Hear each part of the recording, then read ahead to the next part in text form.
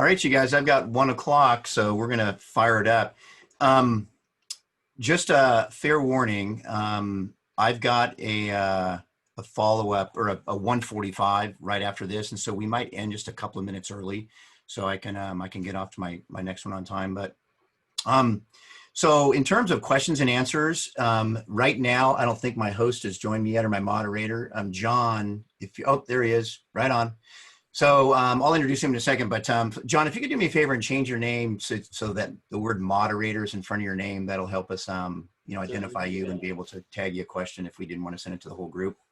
But again, you guys, thanks to John, actually, from Book Creator, we just got our BSD Book Creator licenses activated this morning. And so you've got the capacity of 1,000 books now. And that bit.ly down in the bottom right there, I'll show this again towards the end, but that bit.ly will take you to the slide deck that I'm in right now. We're gonna be in the slide deck for about 6 or 7 minutes, and then we're gonna flip back into Book Creator and get going. I'm gonna go pretty fast for a lot of this, and so if you're following along, if you're trying to follow along in Book Creator, what we're really not gonna have time for today is for us to answer a whole lot of questions as you're actively engaged in Book Creator. But sit back and relax because I'm going to share with you a whole bunch of resources that you'll be able to access later to be able to get going with Book Creator. Eric, can you do me a favor and make me a panelist? Oh, sure. I'm sorry about that. That's right. I can't change my name for some reason. I'm not sure why. Yeah. I need to make you a co-host, I think. Hold on. But if you do have questions, everybody, thanks for having me today. I'm really excited for your district. This is a brand new opportunity that you're going to have this coming year. Super jacked up. And if you need anything, obviously don't hesitate to reach out to your team here. But if you need anything else, you can also reach out to me. I'm always happy to talk about Book Creator. And yeah, just look for John Smith in the chat window and you can send me messages and I'll be happy to answer any questions or messages that are in the chat window. All right, you guys, I know a lot of you see a lot of great, friendly, known faces out there. My name's Eric. I've been in Beaverton for close to 30 years now. I'm the Future Bus Assistant Manager at this point. And during my quarantine, I got a little bored, so I built myself a flamethrower. This is not a Photoshopped picture. Don't worry, I'm very safe when I'm using it. But if you've ever wanted to know what it's like to use a flamethrower, just come on over and we'll head out in the woods and I'll help you out. For those of you who do know me, I have not shaved or cut my hair for about 5 months now. So if you're looking at me going, is that really Eric? It really is. So again, that bit.ly on the bottom of the screen there is the URL to take you to this view only slide deck, and it'll stay up in perpetuity. And so, John, I hope this is okay. I grabbed a very flattering photo off of you from a screenshot from one of the videos on the website. But John's the Book Creator Teacher Success Manager. And again, as he stated, he's been extremely responsive to me as I've been exchanging some emails with him over the last couple of weeks. So if you've got any questions about Book Creator, whether or not, and John's a former teacher, actually always a teacher. John is a teacher. So if you've got any questions about the licensing or the integration pieces, whatever, he's a teacher, and so he'll be able to help you out. I can also be a resource for you in terms of integration pieces. So the picture there on the left is a picture of some kids using a physically codable robot called a Cubeto. And I know Jennifer Myers is on the call today. She's a kindergarten teacher and along with several of you on the call today, I've done a lot of work with the Cubeto. If you're primary, kindergarten, first grade, even second grade, if you haven't used the Cubeto before, I'd suggest checking it out. Cubetto, a lot of fun, and kids are coding without looking at a screen. When we look at the comprehensive distance learning practices, sort of those silos that we've created, or those buckets we've created in Beaverton, whenever I'm using a tool or a strategy, I like to look at these buckets. And so when I look at Book Creator in the context of all of these, it really hits all of them, especially the engage piece, certainly the teach piece. So whenever I'm looking at a tool like Seesaw or Mentimeter, I always like to make sure that I'm really looking at these buckets and making sure whether or not the tool or the strategy that I've chosen is going to reach out and hit these buckets. And Book Creator does a great job of this. I've been using Book Creator for a long time. When it first came out as an iPad app, I used it as an iPad app, and I haven't used it. Full disclosure, I haven't used it very much in the last couple of years, but the last several days I've been diving deep into it, and I sort of reminded myself of it. There's a lot of really powerful new features in it from when I last used it. If you've been attending some of the CDL sessions today or over the summer for PD on the patio, you might have seen this slide, but the word that hits me here is humanized. And I think in these difficult times, right, for us and for our kids and our families and our community, we need to really think about, and we've heard this message before, but I just want to reiterate it, the social and emotional learning piece, and making sure that our kids, those needs are being, whatever we can do to meet those needs before we start throwing a lot of content at them. So, I mean, we could go on forever with that, but I just wanted to sort of toss that out there. And this slide, I'm just going to focus on one thing on this slide, the bottom bullet under culture, the use of collectivist learning principles. That's always a reminder to me as a teacher to make sure that I'm looking at a collaborative environment in my virtual classroom, and not just thinking about kids as individuals, and coming up with strategies and tools in the distance learning environment to make sure that my kids have that opportunity, right, to collaborate and communicate. Really important. And these equity lens questions, these have been in Beaverton for a while, but they've sort of come to the forefront again, I think. I was guilty just the other day of not really doing a good job with this. I was working with some of my colleagues, and we were making a decision about moving some furniture around, and we had not really connected with everybody and realized the impact of some of the things that we were thinking about doing might have had. So I like to come back to these questions on a weekly basis, both in my professional connections with my colleagues, as well as with my my dealings and teaching with students. So just always remember that those are there. So what about you now? This is going to require you, if you're comfortable. I know most of us have our cameras off, but if you're comfortable turning your camera on for just a second, what I'd like to do, I like to do this with kids too. I just call it show and tell. I'm going to give you about 10 seconds to look around your space, right where you are. If you need to get up out of your chair, that's fine, but don't take more than 2 or 3 steps. And I want you to find an object that maybe says something about you, right? Maybe it's a map because you love to travel. Maybe it's a coffee mug with a message on it. Maybe you've got a bottle of wine stashed in your bottom drawer. Probably not. If you do, you probably shouldn't hold it up. If you've got a book that you like, and maybe you're an avid reader, I'm a DIYer, so I've got a picture of a soldering iron up there. So go ahead and do that right now. Go ahead and hold up, and then you can look on the screen here and see what other folks are holding up. I'm going to hold up a book that I've been reading here lately. So I see lots of things, some personalized coffee cups, some stuffed animals. I see some classroom pieces being held up. Oh, I see Amanda Mendoza. I taught with her at Kinnaman. She's got, how many, we have like 13 kids now, is it? 3, good for you. Right on. There's too many faces to look at. Casey, oh, love it. I see some faces that I haven't seen for a long time. Right on. All right. So that show and tell is a fun way just to sort of get things started off, or maybe just for a quick brain break for kids, and it sort of gives you an idea. Now, I'd encourage you, that was a trick to get you to turn your camera on. If you're comfortable, I'd encourage you to leave your camera on just because it's easier to see you. But I totally understand with the whole camera thing, and we certainly don't demand that our kids have their cameras on. All right. So, why Book Creator, right? Why should we engage kids with this tool? If you've got any experience at all with Book Creator, I'd like you to contribute your ideas to the chat right now. And know that the chat, I am not reading the chat because I have a very difficult time monitoring the chat and keeping my train of thought with my presentation. So shout out to Kara Lautenschlager, taught with her at Kinnaman, for paying attention to the chat and throwing in the bit.ly. Know that this session is being recorded and the chat will be archived, and anything that we don't address that you throw into the chat, don't worry. I'll follow up with anything afterwards personally with you guys based on your comments or questions in the chat.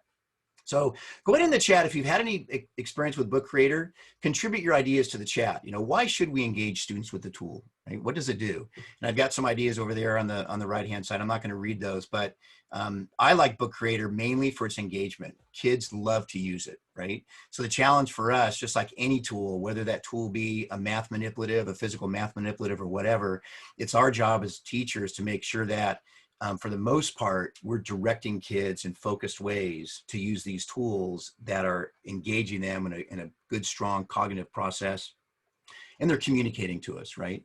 So again, the biggest thing for me is kids love it, right? They just when they get to use Book Creator, you rarely see a kid go, oh, you know, you're going to make me use Book Creator again. You just don't see that. So I see some great pieces coming up in the chat. So great for any writing, but I love it for our nonfiction unit. Just a quick tip for you. When I first started using Book Creator, I was more of the mindset that kids were completing these full books, right? Like 5, 6, 7, 8, 10 pages.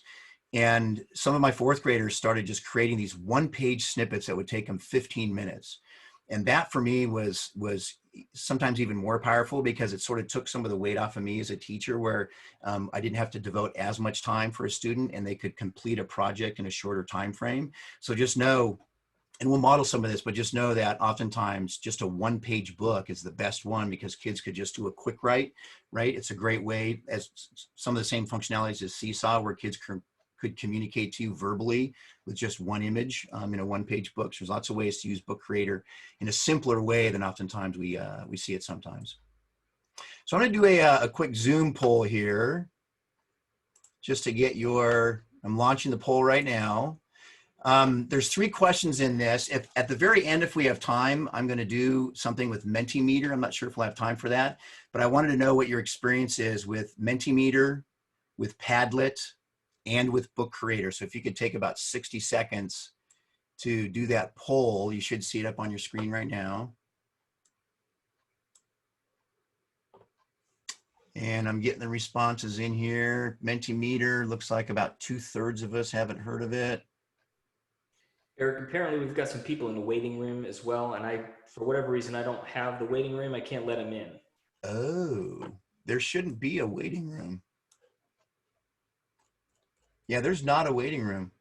That's interesting. Melinda said teachers waiting in waiting room, so I'm not sure what that means. Huh.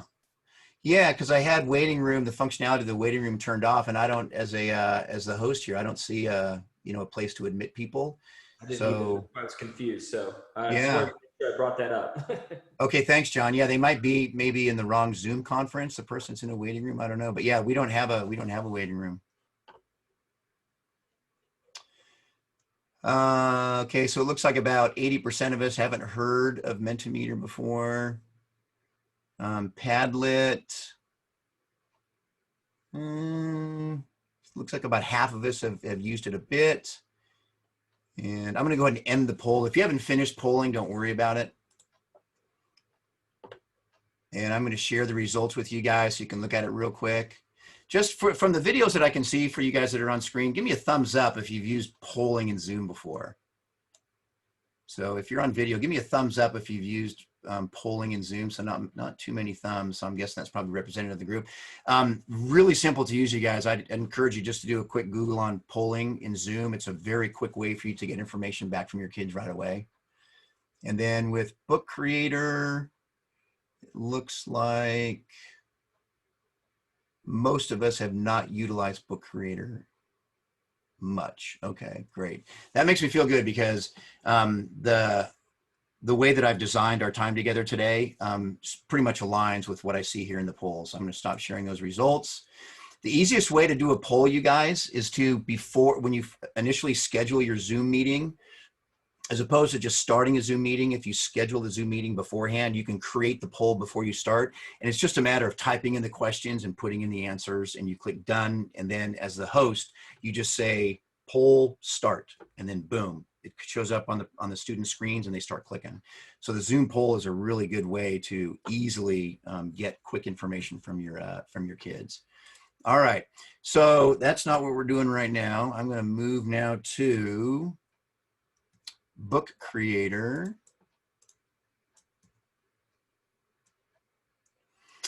And I've got my cheat sheet here. Again, you guys, if you joined a bit late, I'm gonna try and stop just a little bit early, 2 or 3 minutes early, because I've got a seesaw session starting right up at our end time here at 1:45. So, John, full disclosure, right, you guys, I told you that my experience with Book Creator is not nearly as strong as John's. So, John, at any point as I'm moving through this, if you want to, toss in a quick comment, or maybe I've missed a feature, please feel free, John, just to pop in and go, Eric, wait a minute.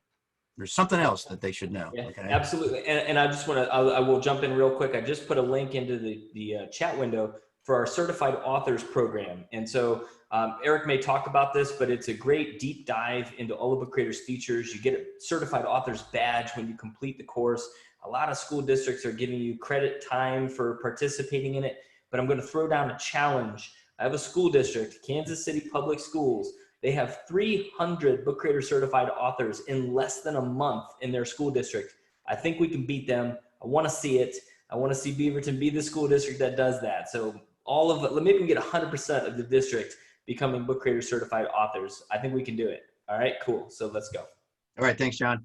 Yeah, I just actually went through that, and the way I found it was I was searching for resources to help myself learn more about Book Creator about a week ago.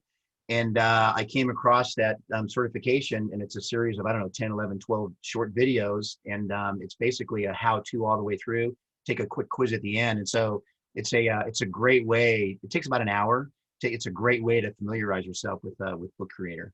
And actually where you find that. So here's my Book Creator screen when I first log in, but I want to take you to my teacher dashboard. This is sort of your landing spot where you'll organize some things. But what John was talking about is right over here. And I'm not going to show this to you right now, but if you click on this certification right here after you've logged in, you'll see what John's talking about.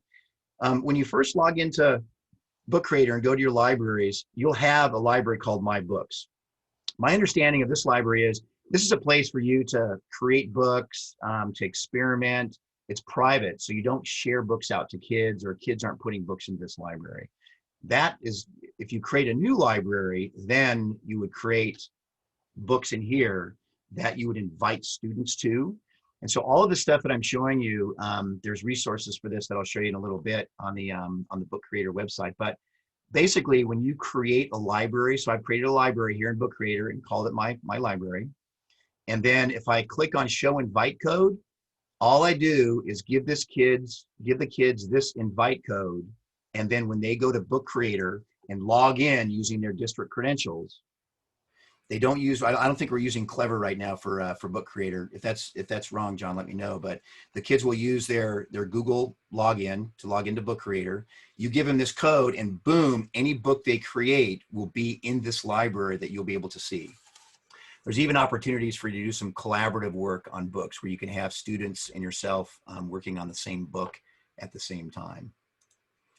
So you can create, I know you're allowed 1,000 books, and most of us won't have the need for more than just a couple libraries, but I know you can have, I don't know, John, what the number of libraries we're allowed to have, but I'm sure that you guys have unlimited libraries up to 1,000 books. So you can make a library for every kid. You can make a library for small groups. You can make a library for projects, classrooms, totally up to you. And then real quick, also, Eric, Julia said she doesn't see the certification tab. So if you don't see certification the very first time, click learn, and then there's a button that says view course. You'll view the course, and once you start the course, then that certification tab will pop up. That's why, because I've done it, so my certification is there. So if a lot of you are there, you probably have the same question as Julia, but you were too polite to call me out on it. And John, I'm so glad you're on the call today, because the questions like that, if somebody would have asked me that question, I'd been like, I don't know. Maybe I'll call John and find out. So I appreciate it. You're welcome. This Discover tab is really nice. One of the first things I like to do when I find a new tool, right, is to see examples, right? Is to look at examples, both like uber professional examples as well as kid-made stuff, right? And this is a great place to do that. So if you go to Discover, we can look down examples by grade, right? So let's say I'm interested in a kinder example. I could click on my favorite weather, and I'm going to view this Book Creator book that was produced by Miss Carter's kids. The book opens up, turn the pages, and notice that each student has a drawing. These drawings look like they were some of them actually, this one looks like it was done in Book Creator maybe, and this one looks like maybe it was done on paper pencil and then taken a picture of it and scanned. But know that, and you'll see this in a bit, there's many ways to bring media into Book Creator, both creating media with their draw tool set inside a book, as well as bringing in pictures of objects. Oftentimes, I like to have kids, especially at the earlier grades, create stuff paper pencil and then take a picture of it and then import it into the into Book Creator. A little bit trickier for kids, but, and then there's voice. My favorite kind of weather is warm. Isabella, good for you. I agree with you there. So know that there's this opportunity, right, to drop very easy for kids to record their voices right inside of Book Creator. Like Seesaw, right? Excellent opportunity for you to do fluency checks, for kids to practice their fluency, etc. So there's one example. Let's take a look at a larger swath here, elementary. And this one I thought was, it's a pretty plain Jane book, but I read every single one of these, and these are great. These are kids that wrote little essays on when they're 100 years old, right? And so they obviously used a face app to age themselves. And my favorite one is this one here. It's sort of hard to see, but I'll read the sentence that that really got me. I am 100 and my parents and sister are still alive. And then she goes on and talks about all the great grandkids and everything that she has. But I'm just thinking, good for you, girl. Her parents are still alive and she's 100. So anyways, there's several different ways for you to collaborate on class books. And John, I'm going to turn it over to you for just a second. Something that I haven't done in years. I used to do it the hard way. But talk to us just a second about the capability that Book Creator has for a book like this. I do know in a nutshell that they can simultaneously collaborate on a book, but then kids can also create books separately and then have them combined. Is that correct? Yeah, that's correct. So it depends on your comfort level with collaboration. We don't have a revision history. I hate admitting that, but we don't have a revision history. So sometimes it scares teachers a little bit. But yes, if you turn on collaboration, you can allow students in your classroom. I mean, I've worked with classrooms from around the world, all on the same book. So you can all work on the same page, very similar to like a Google Doc style collaboration. But if like I said, if that does scare you or bother you a little bit, you could have every kid make their own book. And then at the end, and that book could be a page, could be 2 pages, could be 20 pages, doesn't matter. But then at the end, you click a little button that says combine, and you can choose which books you want, and it sucks them all together into one big book. And then that's collaboration that way. Nice. All right. Thanks, John. Uh-huh. One other book I want to share, there's been some really good questions. I just looked at the chat real quick about Clever and whether or not we can add that to access for the younger kids. I'll check in with Steve Simpson and see what the situation is on that. I don't know, John, if you know anything about the Clever piece in Beaverton. I don't. We do have Clever access. So if Beaverton wants Clever, we can turn it on and everything can work through Clever. I do want to clear up one thing though too. I did see a couple of iPad questions in here. And so the easiest way to explain this is verbally. The iPad app and the online version are completely different. So the best way to think about this is just not, right? They're totally different entities. If you have kids that are using iPads, get them on Safari, have them join your library, and you can use Book Creator through Safari, and it's really awesome. So it works really, really well on the iPad through Safari, and it works nicer with the library's collaboration features, all those things. So avoid the app if you want some of those really cool features, and just use it through Safari.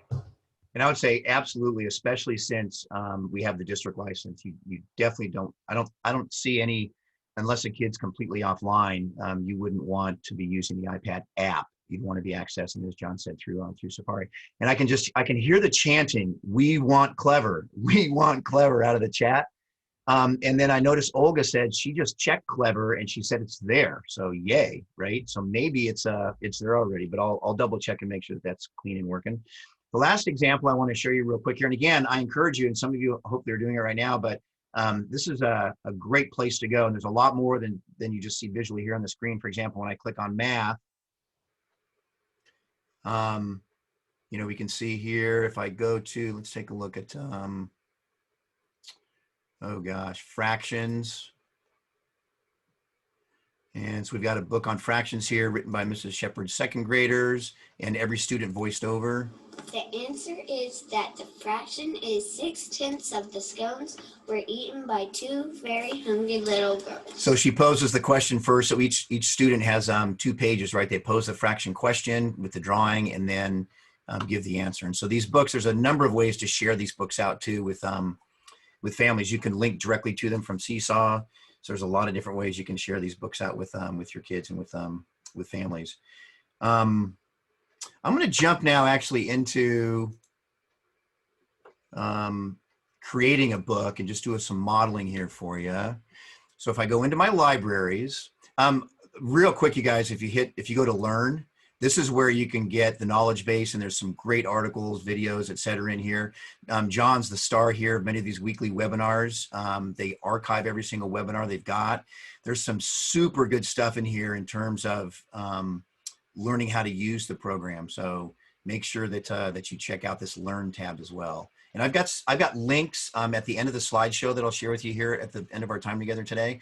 I've got some links in the slideshow that take you directly to some of these pieces, but you can get to them just as easily by hitting the website and going to Learn. So I'm going to go back to libraries. I'm going to go into my private library, and I'm going to start a new book. I'll show you where this one came from in a little bit. I'm going to start a new book.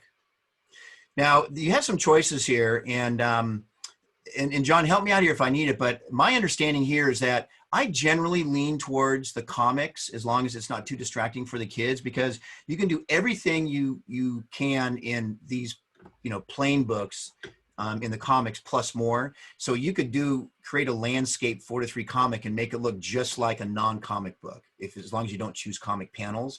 But oftentimes I'll point kids here to get started. Absolutely. Usually what happens is teachers or students will pick one of those top books because they don't want to make a quote comic book. Yeah. And then about 10 pages in, I start getting emails. Well, I don't have the comic stickers. I don't have the panels. I don't have the this. I don't have that.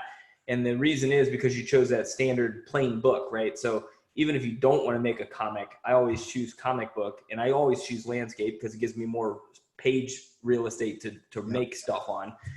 But comics are there if you want them. If you don't use them. Yep. And I would say the only reason why you wouldn't use the comic, and this, this is a debatable comment, but if you just don't want that distractor, if you can even call it that, of those extra things that kids might get a little off task, but sometimes that's it can really unleash the creativity of our kids. So when you open up a new book, notice we have a cover. I can click on pages here and see automatically it's created 2 pages after the cover for me. I can delete those. I can move them. If I create something I really like and I want to copy it and have it, I can copy it to another book, or I can copy it to this book. So if I start a bit of a template for a page, I can reproduce it for additional pages. But I'm going to start with my cover here. And the plus button is for adding anything to the book. Okay. The I for inspector is for editing and changing things generally that you've already added to the book, right? So in my cover, I'm just going to do this real quick here. I'm going to do some text, and we're going to title this and call it My Quarantine, and done. And you can resize. Now, if I have this selected, I can go to the inspector. When I click on the inspector now, it's going to inspect what I've got selected. So I've got My Quarantine selected, so I'll select that. I could change the color here if I wanted to. I'll leave the background where it is. I'm going to bold it, and then I'm going to make it a little bit bigger. And I think I will center it, okay? Now, I know I'm going sort of fast here, you guys. The idea here is not for you to remember every single thing I'm showing you or knowing where it is.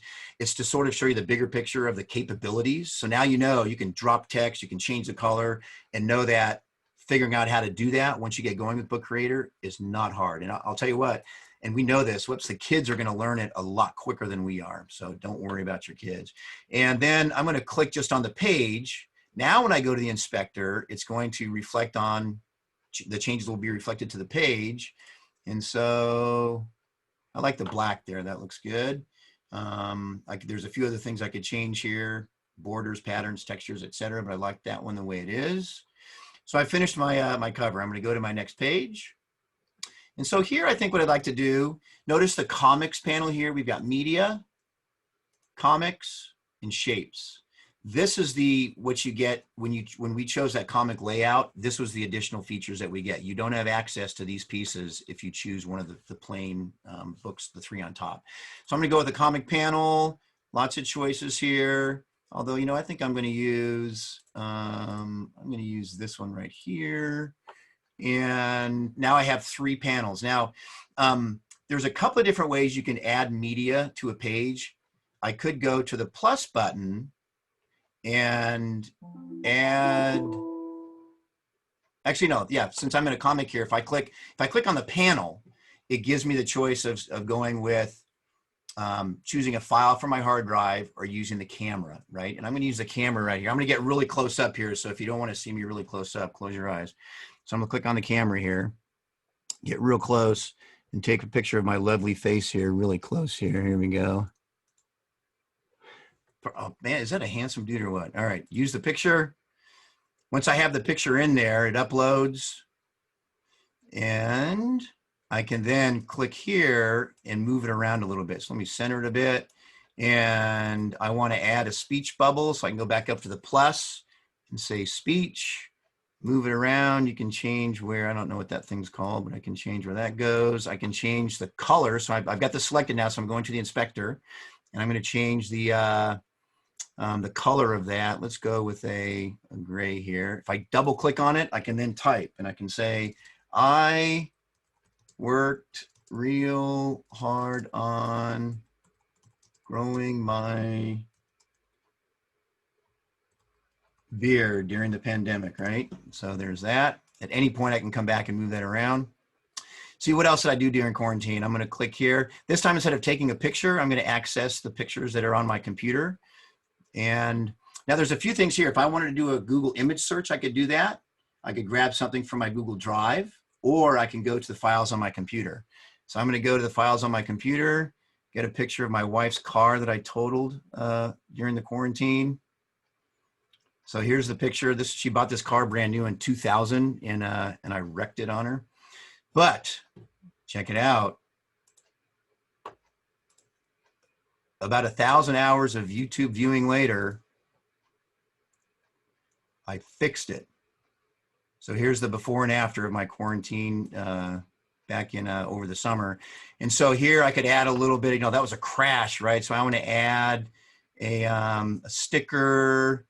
Oh, right on, there's a crash one. So I can do that. And then I can add here, let's add a caption to this guy. So I can say plus, and don't tell me where to find it, John.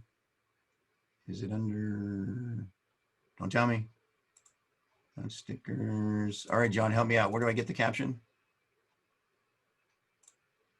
If you go to text, comics, text.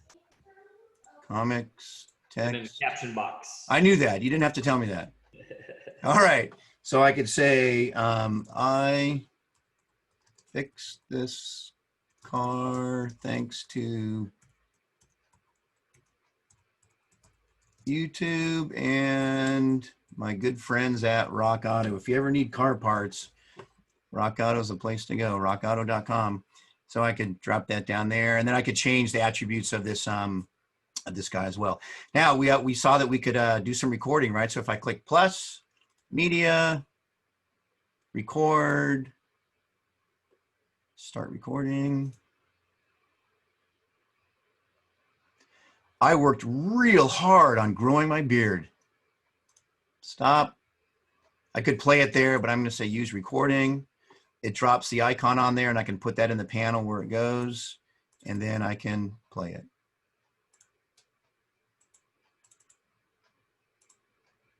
There we go. I worked real hard on growing my beard. So great opportunity for kids to be working right with visuals, text, audio, lots of opportunities for them to do this. Now, I think, again, the trick here, right, is to focus kids on content. So oftentimes what I'll do, and help me out here, John, with maybe some ideas that you've used, but one of the things that I found worked really well for me back in the day when I used Book Creator is I would have a rubric, a simple 4-point rubric that talked about balance, that talked about, editing and punctuation, that talked about content, that talked about flow of information, so that my kids knew before going in that there were some specific expectations that I had for them. There are times that I let them just go in and just have fun. But just like anything, if you upfront, right, do some modeling, maybe have an example or two for them to look at, make sure that the expectations are clear, and that I always had the students keep the rubric right in front of them while they were working on it. So at any point I could walk up to them and say, Sam, I want you to take a look at criteria number 2, which is, layout balance. Where do you think you are? Are you at 1, 2, 3, or 4 here? And so he's got to look at it and say, oh, I think I might be a 3. I'm like, Sam, I love you. I do, but you're not a 3 right now. You're a 2. And let's look why, right? What do you have to change to become a 3? So all those tricks we use in the regular classroom, as much as we can virtually, to direct kids' work in these environments, I think is really important. Yeah, I agree with you, Eric, on that. I think that for me, when I teach Book Creator to kids, it's always up front. It's like I'll model a little bit and then I just let them play, because then when they find all of those things, that first 20, 30, 40 minutes, I just let them play, then they can get it out of their system and they're not making a book. And then all of a sudden they're like, oh my gosh, you could do comics, and disrupting class. So I let them find all the stuff ahead of time. And then we get into after we're done playing, then we say, look, this is how you're going to do it. Focus on the content first. And then after the content is good, then we can worry about making it pretty afterwards. Right on. Yeah, I've done that a lot with like the microbits and things. See a couple of my microbit friends on the call, where just that in that free exploration time, what I'll do is move around the classroom and find kids who have discovered specific things, and then lean down to them and say, what? Can you do me a favor here and take like 90 seconds, and I'm gonna have you explain to the rest of the class how you figured that out. And so you have these experts developing in the classroom, and you create that real nice synergy in your classroom doing that. Similar, I think, to like the math manipulative piece, right? I remember my first year teaching, one of the best pieces of advice I got was, when you break out your math manipulatives, don't expect your kids to be doing fractions with them in the first 10 minutes, right? You've got to allow that free exploration time. All right, so that was my book sort of tutorial. The last thing that I want to do is I want to go back into the Discovered and show you one book. I wish we had some more time, but show you one book that I think it might be a great place for you to start. And this is this Back to School with Book Creator book. And when you click on this book, you go to like the 3rd or 4th page, and it allows you to add the book to your library. And so I've actually added the book to my library already. So here's the book in my library. So now it's my copy, and if I wanted to, I could change it or pull pages out of it. So I'm going to go ahead and open this book, and there's a lot of really good stuff in here. This book starts out with sort of an introduction to Book Creator and talks to you about how to use Book Creator, but then it goes right into a lot of great activities. And since we're short on time, I'm just going to point, I'm going to tell you, you really need to check this book out.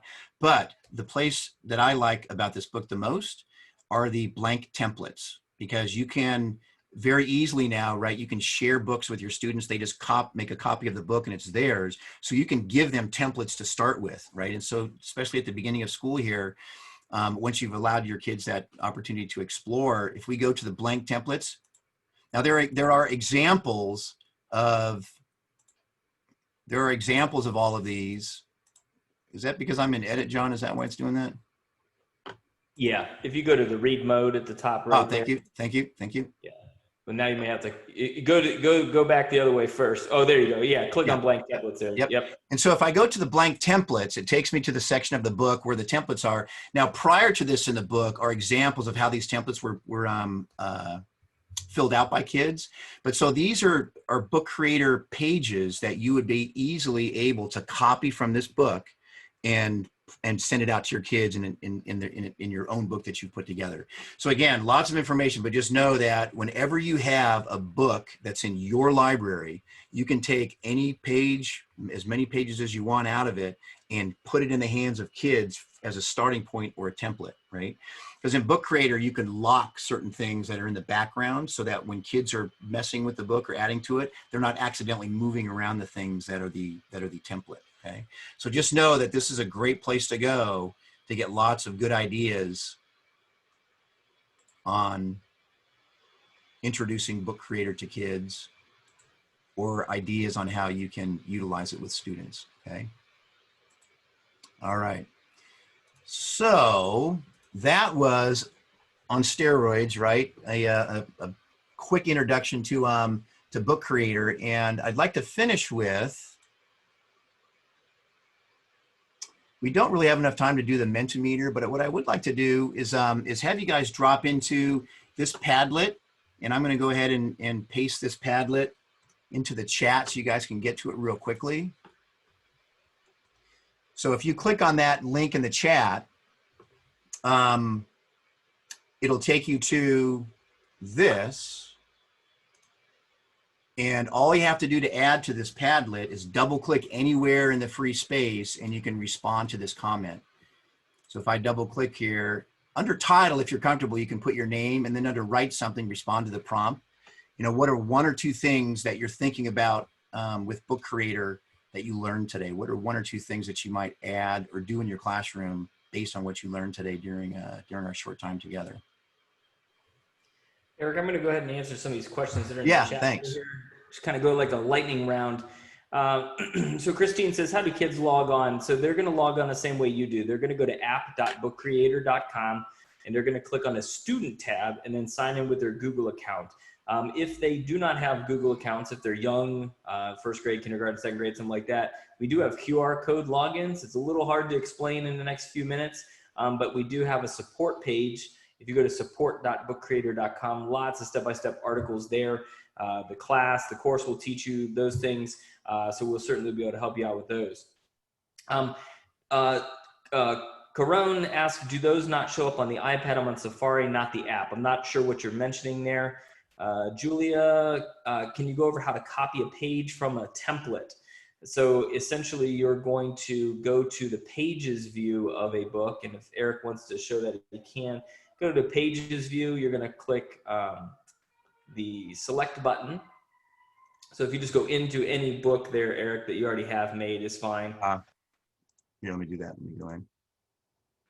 And if you go to pages view at the top, in the top left side there, click select, and you're going to take that select button on the right. Whoops. John's going, Eric, what are you doing? No, it's all good. Click on pages view, hit select in the top right there, and then choose a page. And then you're going to say copy to, and you're going to choose which library and which book you want to go into. Yep. And you guys, all of these questions that John's, I'm going to have to call us here in about 2 minutes, but, and I know this is frustrating, but please be, Gary, and I apologize about the Padlet. I'm not sure what's going on, but know that the resources that are available on the Book Creator website, right? And I linked to some other resources here in the slide deck that you've got access to. I've shared some other resources with you. Most of these, I think actually all of these are from the Book Creator website. So the questions that you're asking, really good, and know that the resources for you to answer these questions are all there for you, right? And if you need help past this, John's available and I'm available, certainly. I'm you know, in the district for the next couple of years. So please feel free to reach out to us, okay? And I apologize for cutting everybody off, but I do want to finish up with this last piece here. The we really want you to be able to fill out the evaluation, because we look at these, all the TOSAs, we look at these and you know, based on your responses, we you know, like one of the responses I would expect to see with this one that, you know, you need more than 45 minutes to go over a new tool, right?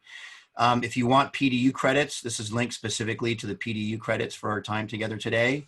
And know that we've recorded the session today. And if you want to go back and look at it at any point, you can do that. And we'll be posting this as a anytime teacher source course within the next, probably by Monday, it should be posted up.